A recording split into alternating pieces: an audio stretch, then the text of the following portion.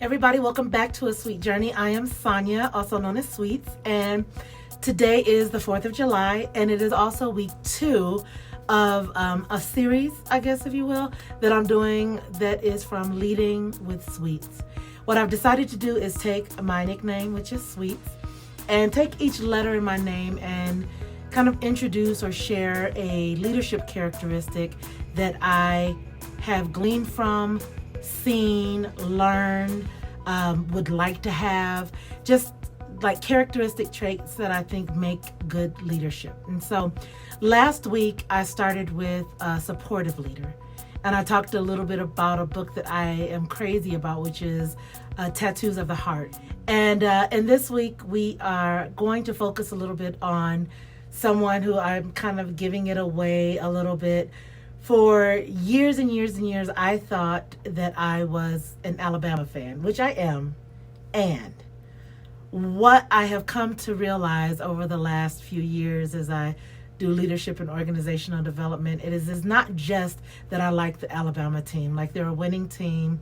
It's hard. Either you love them or hate them or don't care at all about football, college football.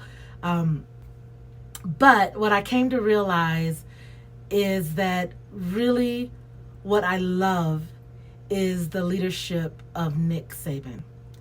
And what I love about it is that I believe that he has a winning mentality, which is what we're going to focus on this week, a winning mentality. So I could probably talk all day about kind of some of the things that I believe builds a winning mindset in a leader.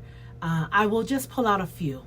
And I think these few really, if you just look at Nick Saban and the way that he coaches, you will agree with me completely. So the first thing that I'm really, what I love, just being a leader and always wanting to build a strong team, one of the things that I think that Nick does consistently is he identifies skill sets.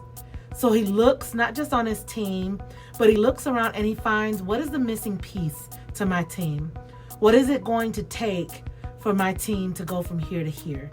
And then he's able to do a really, really great job of identifying the right skill sets. Now, I know some people will argue he has the money and blah, blah, blah, whatever. He identifies skill sets. Kind of like I think people look at, well, of course, if you have all of these championships, you should be able to bring whoever you want to onto your team. But it's not just that.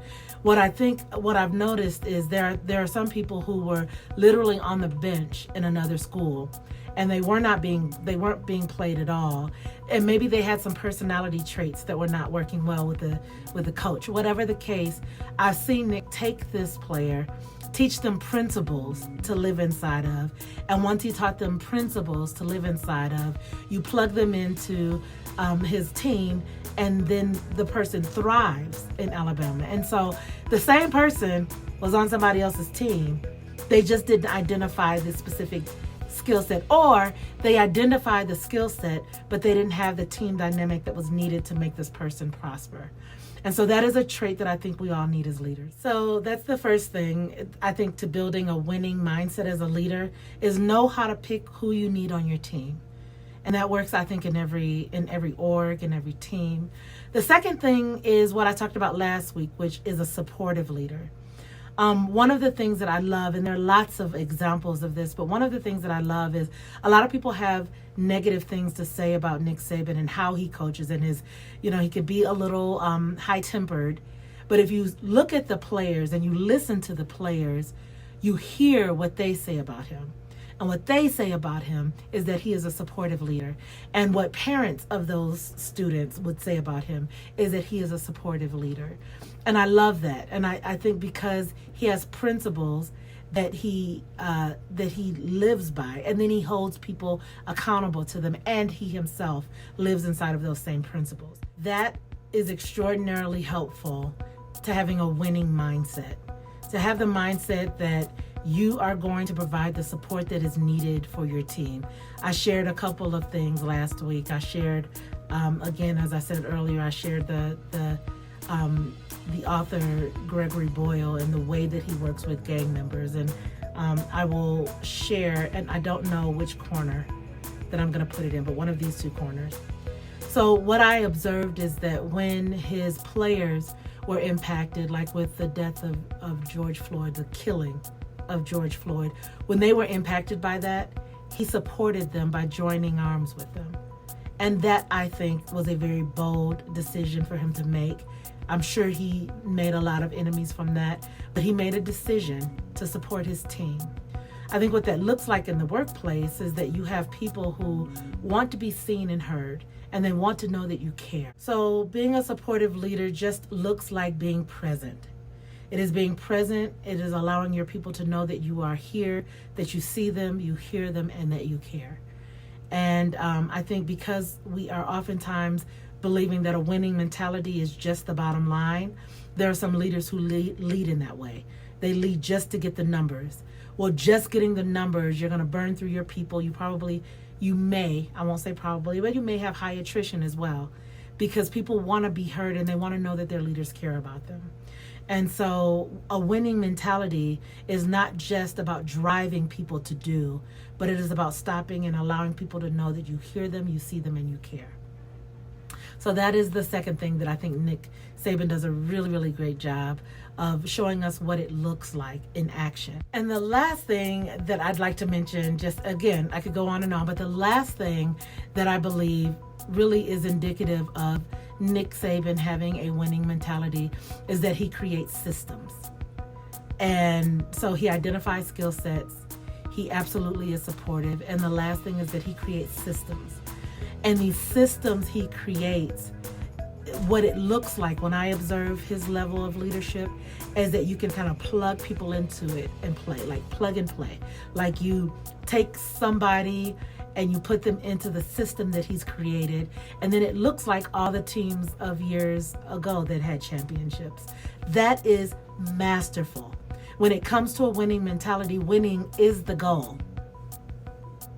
And if winning is the goal, then part of winning is creating systems that people can operate inside of, creating reliability. So literally, as I said before, that's my favorite thing about Nick Saban, is that I believe that he creates reliability. He creates systems that people can operate inside of.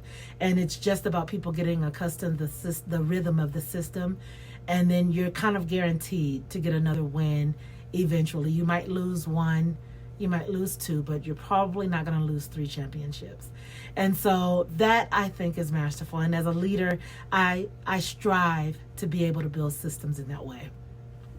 So one of the things that I considered is whenever I want to talk about a characteristic, I also want to talk about a resource that might be helpful. So Nick Saban gives us really good kind of, this is what it looks like.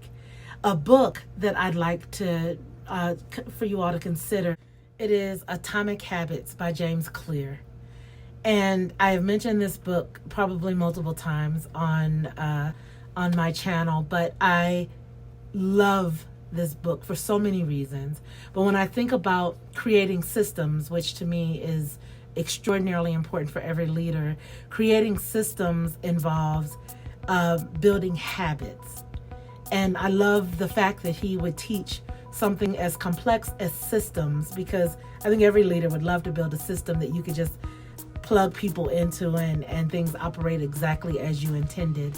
I think that is easier said than done. However, I do think one thing that is easier to do is to build habits. Like, what habits do you want to build that helps your team function in a way that is reliable? And so the book really points out some really key things. A couple of things that I love. One is becoming the type of person who does the thing that you want to do reliably. I think so. When I think about leadership, what type of leader do I want to be? So instead of setting a goal that we're going to meet this, that we're going to, like one thing at my company, we use objectives and key results. There's a book called Measure What Matters by John Doerr. So we utilize the information from that book. I can focus on my objectives and key results, and that could be the thing that drives my team. That is one way, and that way actually I think is effective.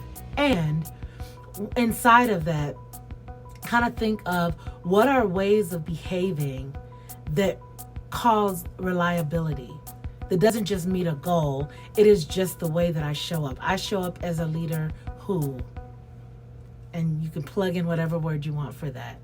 There's so many things, and I would highly recommend that you make an investment into either the audiobook or actually purchase the book. I have both. Usually if I get an audiobook, I'm going to get the book as well, because I want to be able, sometimes I just want to listen to it, but sometimes I want to be able to mark, I want to highlight and all of that stuff. And so I have both the audio and the physical book, and I would highly recommend it. When you think about building systems, when you think about becoming supportive, being a supportive leader, and when you think about choosing the right skill sets, all of those, I think there are some habits that you can form as a leader, or we can form as a leader, that will help us build inside of a winning mentality. So those are my thoughts. Thank you so much for stopping by, and please join me next week when I talk about being an enthusiastic leader. So again, we've talked about being a supportive leader. We've talked about having a winning mentality. Next week, we will talk a little bit about being enthusiastic. So thanks for stopping by. Again, I am Sonia, also known as Sweets, and I will see you next week. Thanks. Bye-bye.